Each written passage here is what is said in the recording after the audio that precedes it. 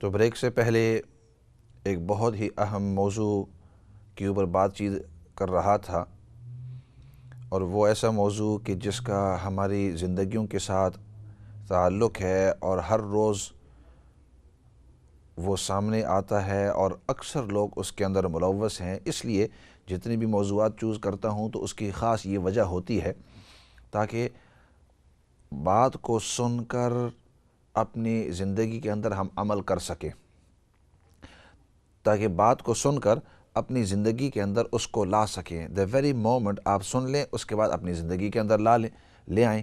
تو وہ تین جو باتیں عرض کر رہا تھا، تین چیزیں جس کو قرآن کریم کے اندر اللہ رب العزت نے ذکر کیا ہے خاص طور پر، اور اس کا اجتماعی زندگی کے ساتھ تعلق ہے۔ سب سے پہلے بدگمانی، کہ کسی کے ساتھ بدگمانی نہ کرنا۔ اجتنبوا کثیرا من الظن ان بعد الظن اثم، اس لیے کہ بعض بدگمانیاں، بعض گمان جو ہم لوگوں کے ساتھ کرتے ہیں وہ گناہ ہوتے ہیں، کیونکہ حقیقت ان کی نہیں ہوتی، اور خواہ ایک چیز سے دوسری، دوسرے سے تیسری، تیسرے سے چوتھی، چوتھے سے آگے چلتے اور اس سے پھر دوسروں کے ذہنوں کے اندر، اور پھر آپ کے ذہن کے اندر جب بدگمانی آتی ہے، اور ظاہری بات ہے آپ اس کے بارے میں کسی سے بات کریں گے، دوسرے کے ساتھ بات کریں گے، تیسرے کے ساتھ بات کریں گے، اب وہ کتنی حقیقت ہے کتنی حقیقت نہیں آپ کو پورا اس کے بارے میں یقین نہیں ہے۔ آپ نے جب کسی کو کہہ دیا، اس نے جا کر کسی کو کہہ دیا، اگر یہ غلط بات ہوئی آپ کو گناہ ملے گا۔ اس نے اگر کسی اور کو کہی تو چونکہ آپ نے اس کو بتلایا تھا اس کا گناہ بھی آپ کو ہوگا، اس نے کسی اور کو بتلایا ان تمام کا گناہ آپ کو ہوگا، کیونکہ آپ اس کو آگے پھیلا رہے ہیں۔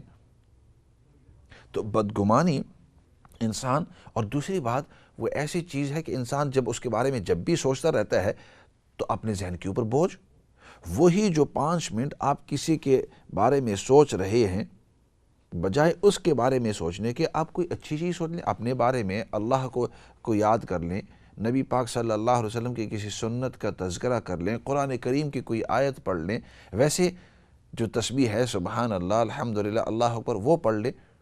آج کل ہماری محفلیں اس وقت تک، لوگوں کی محفلیں اس وقت تک گرم نہیں ہوتی جب تک کہ اس کی بات، اس کی بات، اس کے اوپر تہمت، اس کی کھود کرید نہ کر لے،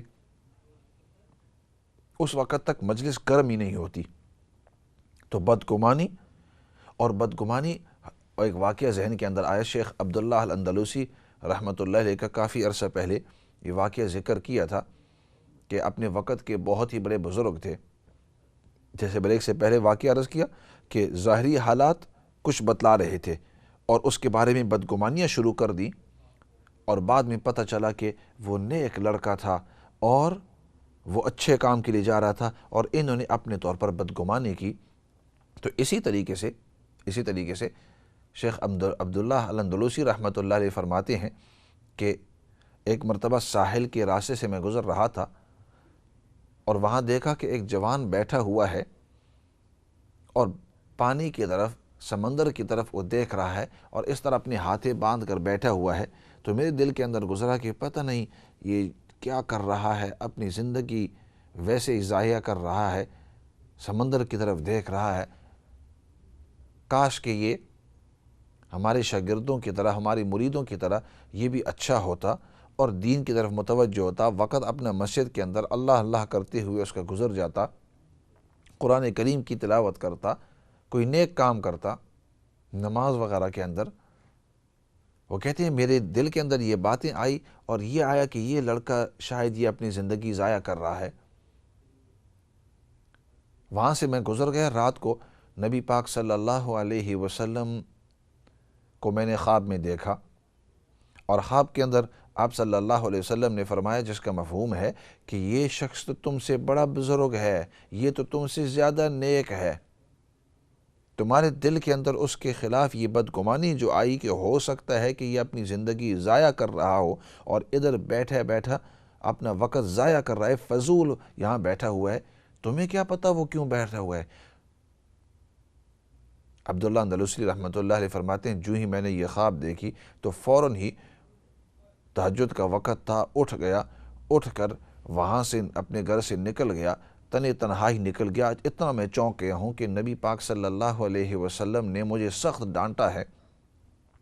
فرماتے ہیں میں جب اس ساحل کے پاس، دریائے کے کنارے کے پاس آیا کہ دیکھا اسی جگہ کے اندر جہاں وہ لڑکا تھا، تو قریب ہی میں نے دیکھا کہ وہ لڑکا نماز پڑھ رہا ہے، تہجد کا وقت ہے، تہجد ادا کر رہا ہے۔ میں انتظار کرتا رہا، جب اس نے بڑی دیر کے بعد بڑی آرام کے ساتھ، وہ تسلی کے ساتھ اپنی نماز ادا کر رہا تھا، جب اس نے نماز مکمل کی تو میری طرف اس طرح دیکھ کر متوجہ ہوا، اور وہ کہنے لگے، وہ جوان جو ہے، اس نے کہا شیخ عبداللہ الاندلوسی، نبی پاک صلی اللہ علیہ وسلم آ کر آپ کو خواب کے اندر ڈانٹتے ہیں، اس لیے آپ آئے ابھی معافی مانگنے کے لیے؟ وہ فرماتے ہیں یہ سنتے ہی میں چونک گیا کہ یہ اتنا بڑا نیک آدمی، بزرگ ترین آدمی، کہ اس کو اس بات کا بھی علم دیا گیا کہ نبی پاک صلی اللہ علیہ وسلم نے مجھے ڈانٹ دیا ہے اور اب میں معافی کے لیے آیا ہوں۔ تو میں ان کے قریب ہوا تو فوراً انہوں نے کہا کہ جاؤ، میں نے تمہیں معاف کر دیا ہے، میرے دل کے اندر تمہارے خلاف کوئی اس طرح بات نہیں ہے۔ وہ فرماتے ہیں میں واپس آ گیا شرمندہ ہو کر کہ میں نے ایک جوان کو جوانی کے اندر اس طرح دیکھ کر میرے دل کے اندر یہ گزرا کہ ہو سکتا ہے کہ یہ دین پر نہ ہو سکتا ہے کہ اس کو دین کا راستہ پتہ نہ ہو سکتا ہے کہ یہ اپنا وقت ضائع کر رہا ہو۔ اس لیے آج کے بعد میں کسی کو اپنے زن کے اندر برا نہیں سمجھوں گا، کسی کے ساتھ بدزنی، کسی کے ساتھ غلط سوچ نہیں ہوگی، ہر ایک کو اپنے سے بہتر سمجھوں گا۔ اس لیے میں عرض کر رہا تھا کہ ہر ایک کو اپنے سے بہتر سمجھنا، اعمال کے لحاظ سے اور ان کی نیات کے لحاظ سے، کبھی کسی کے ساتھ بدگمانی نہیں کرنا کہ یہ کام اس لیے کر رہا ہے کہ اس کا اپنا مطلب اس میں ہے یا اس میں اس کا اپنا فائدہ ہے۔ بھائی وہ جانے اور اس کا رب جانے کہ اس کی نیت کیا ہے۔ نیتوں کے بارے میں، اس کے دل کے اندر اچھی نیت ہو یا بری نیت ہو، اس کے بارے میں رب جانتا ہے۔ ایک صحابی تھے رضی اللہ تعالی عنہ، نبی کریم صلی اللہ علیہ وسلم کے زمانے میں، تو ان صحابی کا واقعہ اس طرح ہوا کہ ایک دشمن سامنے سے آیا، وہ مسلمان نہیں تھا، دشمن آیا تلوار لے کر، اور آپس کے اندر ان کی لڑائی اس طرح ہو رہی تھی، لڑائی کا میدان تھا، تو دشمن سامنے سے آیا تلوار لے کر، تو اس صحابی نے اس کو اس انداز کے اندر مارا کہ اس کی تلوار جو ہے وہ زمین پر گر گئی۔ جب اس نے دیکھا، وہ جو دشمن تھا جو غیر مسلم، اس نے دیکھا کہ اب اس صحابی کو میرے اوپر ایڈوانٹیج ہو گئی ہے اور اس کے پاس تلوار بھی ہے، تو فوراً اس نے کہا کہ میں کلمہ پڑھتا ہوں، میں مسلمان ہو جاتا ہوں، مجھے قتل مت کرنا، اب تک میں تمہارا دشمن تھا، قتل مت کرنا، میں مسلمان ہو جاتا ہوں۔ تو اس صحابی نے یہ دیکھ کر کہ اب تو یہ مجھے قتل کر رہا تھا، لیکن اس کی تلوار گر گئی، اور اب میری تلوار سے ڈرتے ہوئے، خام و ڈر کی وجہ سے اس نے کہہ دیا کہ میں مسلمان ہوتا ہوں ڈر کی وجہ سے، ورنہ اگر تلوار تیرے ہاتھ میں ہوتی تو مجھے اس قتل کرنے کے لیے آیا تھا، تو مجھے قتل کر دیتا، ختم کر دیتا۔ تو اس صحابی نے اس کو ختم کر دیا۔ خیر، وہ جو واقعہ تھا ادھر تک تو ختم ہو گیا، جنگ ختم ہو گئی۔ بعد میں کسی نے آ کر نبی پاک صلی اللہ علیہ وسلم کی خدمت میں یہ واقعہ پیش کیا کہ یا رسول اللہ صلی اللہ علیہ وسلم، فلاں جو آپ کے ساتھی ہیں وہ جنگ کے میدان میں تھے، اس نے جب اپنے اسلام کا اظہار کیا تو اس نے اس کو پھر بھی قتل کر دیا۔ نبی پاک صلی اللہ علیہ وسلم بڑے ہی اس کے اوپر غصے ہوئے، فرمایا اس کو بلاؤ۔ اس کو بلایا گیا، وہ جب آئے، آپ صلی اللہ علیہ وسلم نے اس سے واقعہ پوچھا، فرمایا یا رسول اللہ صلی اللہ علیہ وسلم اسی طرح واقعہ ہے، لیکن بات یہ ہے کہ اس نے کلمہ اس لیے پڑھا تھا کہ وہ میری تلوار سے ڈر رہا تھا کہ اگر اس وقت کلمہ نہ پڑھے تو میں اس کو ختم کر دیتا، تو اس لیے میں نے اس کو ختم کیا ہے۔ اس نے ویسے اسلام قبول نہیں کیا ہے، اپنی خوشی کے ساتھ نہیں کیا ہے، وہ تو ڈر کی وجہ سے کیا ہے، اپنے آپ کی اپنی جان بچانے کے لیے۔ تو نبی پاک صلی اللہ علیہ وسلم بڑے ہی غصے ہوئے، فرمایا ہلا شققت قلبہ، ہلا شققت قلبہ، ہلا شققت قلبہ، کیا تو نے اس کا سینہ اور اس کا دل پھاڑ کر دیکھا تھا کہ اس نے ڈر کی وجہ سے یا خوشی کی وجہ سے اسلام قبول کیا ہے؟ ڈر کی وجہ سے کیا ہے یا خوشی کی وجہ سے کیا ہے، یہ تمہیں کیا پتہ؟ تمہیں تو اس کے دل کے حالات نہیں پتہ ہے۔ اوپر سے اگر وہ اچھا ہے اور اگر اس نے اسلام قبول کر دیا تو ہمیں اس کے اوپر اعتبار کرنا ہے، ہمیں اس کے اوپر اعتبار کرنا ہے کہ ظاہری حالات اس کے کیا ہے، دل کے حالات اس کے بارے میں ہمیں کوئی پتہ نہیں ہے، وہ تو اللہ رب العزت بہتر جانتے ہیں۔ اسی وجہ سے حضرت عمر رضی اللہ عنہ فرمایا کرتے تھے نحن نحکم بالظواہر واللہ یتولی السرائر، کہ ہم ظاہری چیزوں پر احکام لگاتے ہیں اور اندرونی بات، سرائر، اندر جو بھید کی باتیں ہیں، دل کی باتیں ہیں، وہ اللہ بہتر جانتے ہیں۔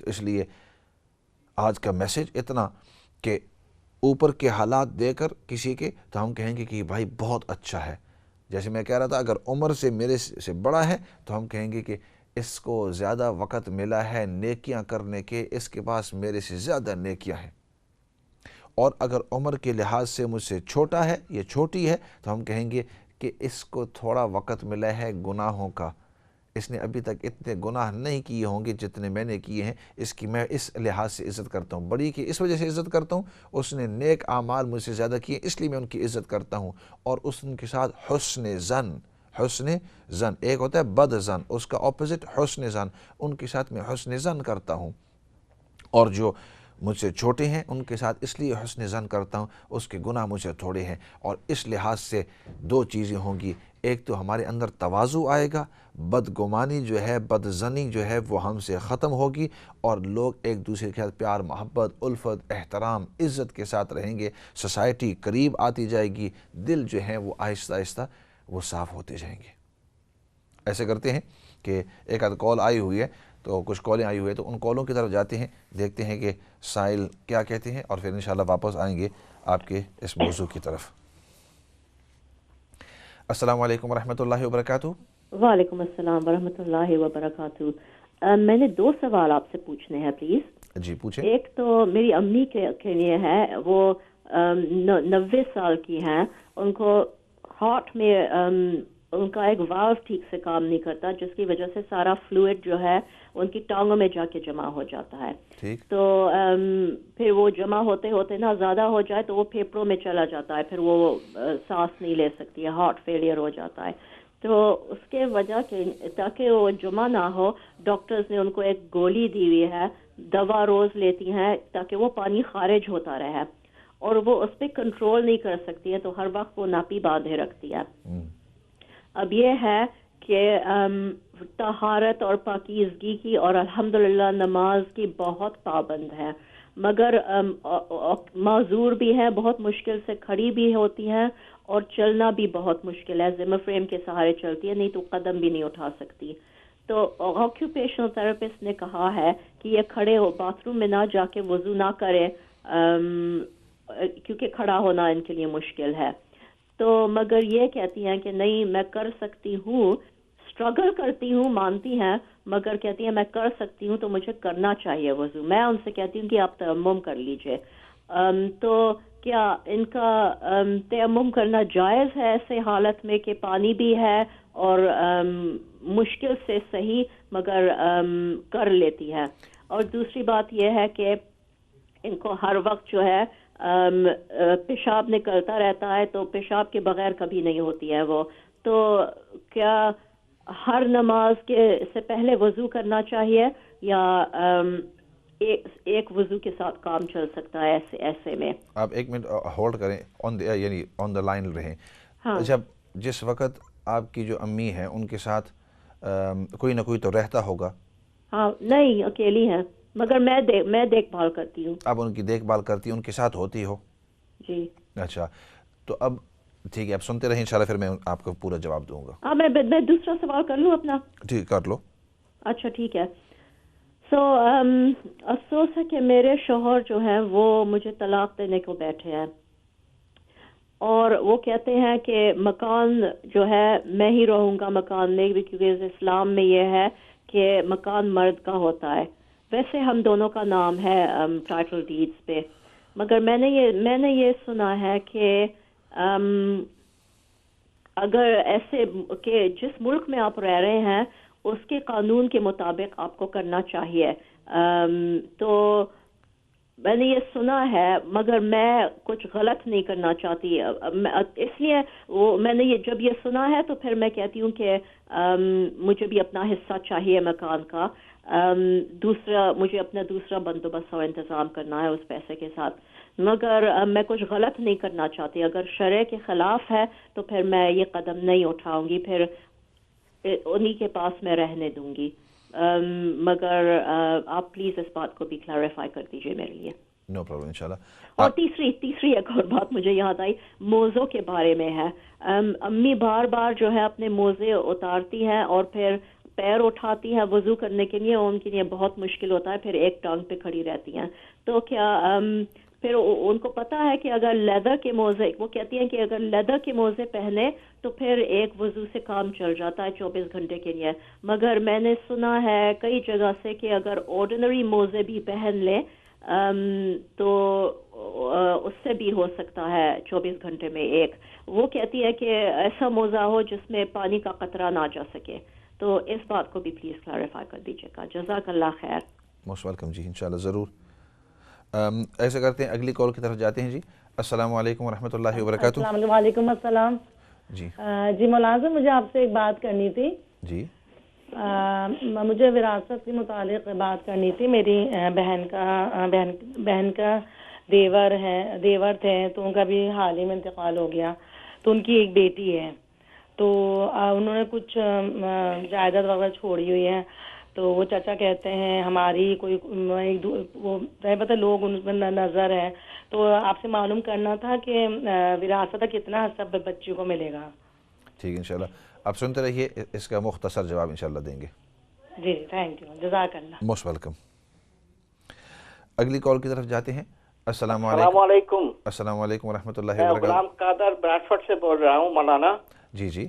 براڈفورڈ میں ایک ریسٹورنٹ ہے جس نے نیوزی لینڈ میں شہید ہونے والوں کے لیے چیریٹی کھانا رکھا ہوا ہے, مگر وہ ریسٹورنٹ جو ہے وہ شراب بھی بیچتی ہے. تو کیا ہم وہاں جا کے چیریٹی کو پیسے دے کے کھا سکتے ہیں؟ ٹھیک ہے انشاءاللہ, سنتے رہیں, دیکھتے رہیں انشاءاللہ, اور پھر انشاءاللہ اس کے سوال کا جواب بھی دیں گے انشاءاللہ.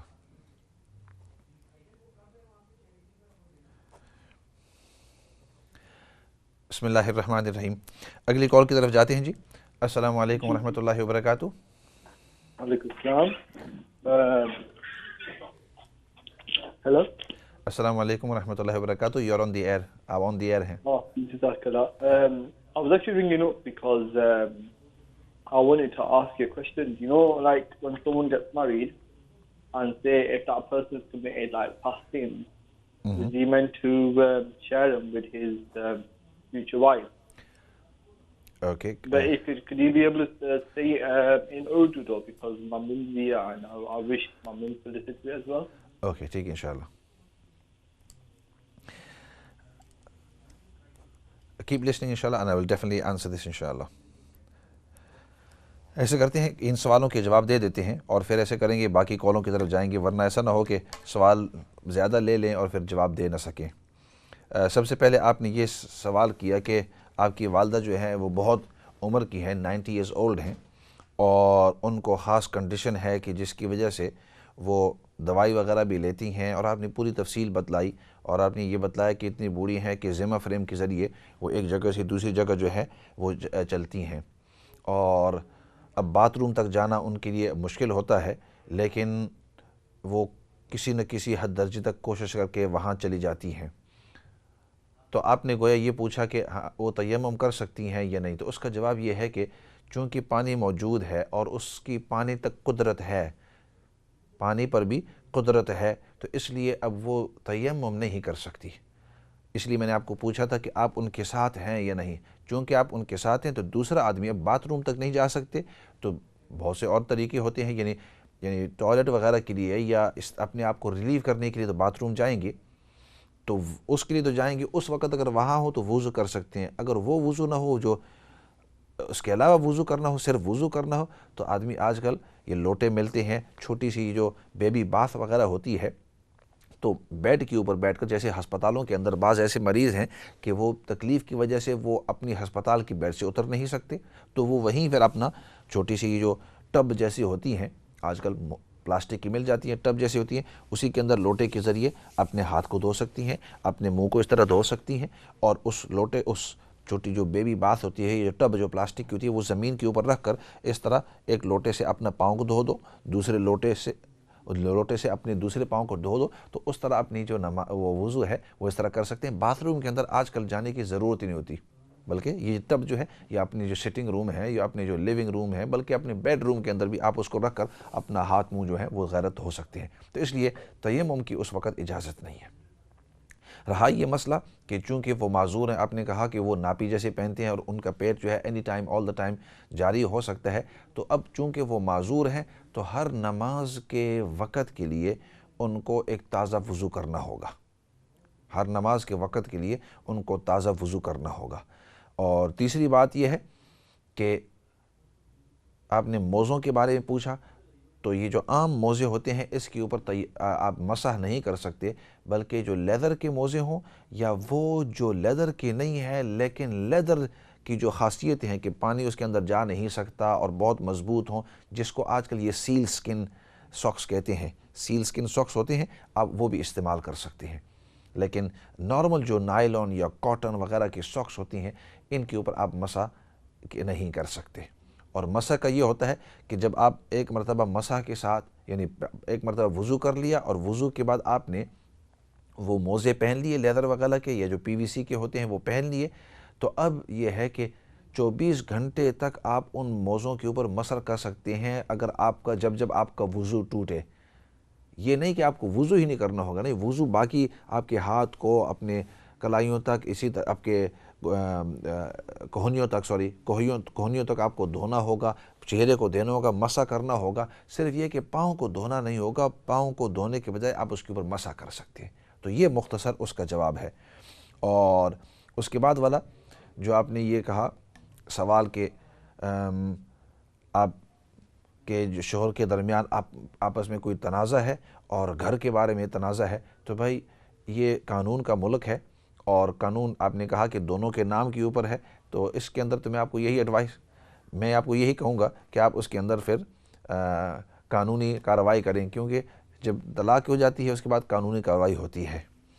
اور باقی جو سوال ہیں چونکہ وقت ختم ہو گیا ہے، ایسے کریں گے اگلی مرتبہ آپ آ کر سوال کر لیں اور انشاءاللہ کوشش کریں گے ان سوالوں کے جواب دے دیں گے۔ ساتھی کہہ رہے ہیں صرف 1 منٹ ہے پروگرام ختم ہونے کے لیے، تو 1 منٹ کے اندر ہم صرف مختصر دعا ہی کر سکتے ہیں۔ الحمدللہ رب العالمین والصلاة والسلام علی سید الانبیاء والمرسلین محمد وعلی آلہ وصحبہ اجمعین۔ ربنا ظلمنا انفسنا وان لم تغفر لنا وترحمنا لنکونن من الخاسرین۔ اللہم ربنا اغفر لنا ولاخواننا الذین سبقونا بالایمان ولا تجعل فی قلوبنا غلا للذین آمنوا ربنا انک رؤوف رحیم۔ یا رب العالمین، تو ہم سب کو دین کی صحیح سمجھ نصیب فرما، ہم سب کو دین پر استقامت نصیب فرما۔ یا رب العالمین، نبی پاک صلی اللہ علیہ وسلم نے جتنی بھی خیر کی دعائیں مانگی ہیں ان تمام کے اندر حصہ نصیب فرما۔ نبی پاک صلی اللہ علیہ وسلم نے جن چیزوں سے حفاظت اور پناہ مانگی ہے ان تمام چیزوں سے حفاظت اور پناہ نصیب فرما۔ اور یا اللہ، سب سے بڑی بات وہ تیری رضامندی ہے۔ یا اللہ، دنیا اور آخرت کے اندر تو ہم سب کو اپنی رضامندی نصیب فرما۔ سبحان ربک رب العزت عما یصفون وسلام علی المرسلین والحمد للہ رب العالمین برحمتک یا ارحم الراحمین۔ والسلام علیکم ورحمۃ اللہ وبرکاتہ۔